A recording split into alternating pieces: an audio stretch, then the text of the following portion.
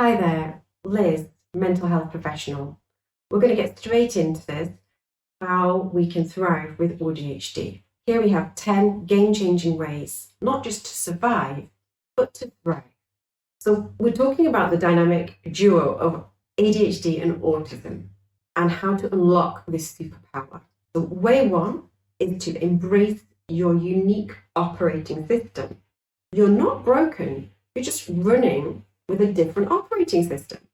Embrace your neurodiversity. Your brain's unique wiring gives you superpowers like creativity, hyperfocus, out-of-the-box thinking. So start seeing your ADHD as a strength, not a weakness. Number 2, create a sensory-friendly sanctuary to transform your space into a sensory haven. Invest in noise-cancelling headphones, adjust lighting to your comfort. Surround yourself with textures that soothe you. Your environment should be your friend, not your enemy. And a calm space leads to a calm mind. 3 would be routines. Routines are your secret weapon against chaos. Gently plan out your day, but don't be too rigid with it.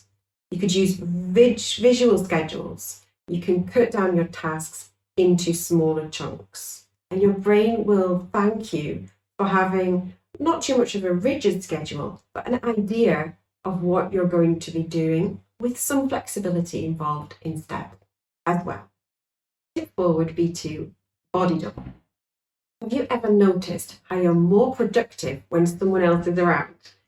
That's body doubling in action. So work alongside a friend, join a virtual co-working session like FocusMate, or even use apps that simulate a presence. It's like having a productivity buddy there without the small talk. Tip 5 would be to use your hyperfocus. It's your superpower. Channel it into your passions and your important tasks. However, set a timer to avoid getting totally lost in the hyperfocus zone. And use the timing strategy to challenge yourself to achieve progress or projects in certain times. If this is helpful, don't forget to like and subscribe. It really helps my channel to create more neurodiversity friendly content. My 6th tip would be to develop your emotional regulation toolkit. So we can make a list of items, of things, strategies that help us, like breathing techniques, a dance party. Find what works for you and make a list of it and practice it regularly.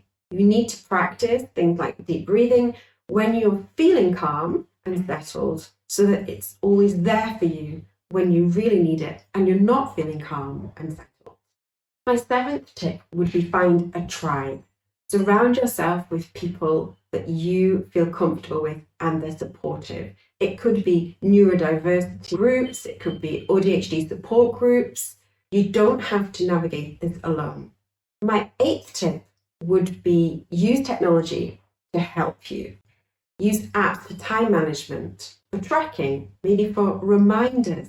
Text-to-speech readers can help you to support how your brain works and your own operating system.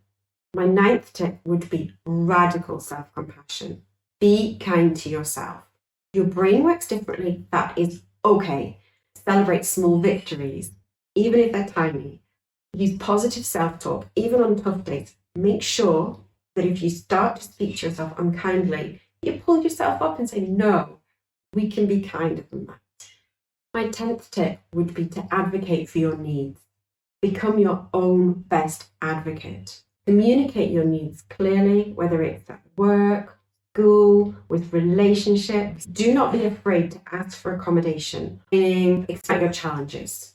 Speaking up is a powerful way to thrive and really, really enjoy your ADHD life. Remember, thriving with ADHD isn't about changing who you are. It's about embracing your unique brain and finding the strategies that work for you. If you found this video helpful, don't forget to like and subscribe and hit the notification bell. Maybe share it with someone who might find these tips useful too. Until next time, this is Liz reminding you that your neurodiversity is your superpower. Keep thriving.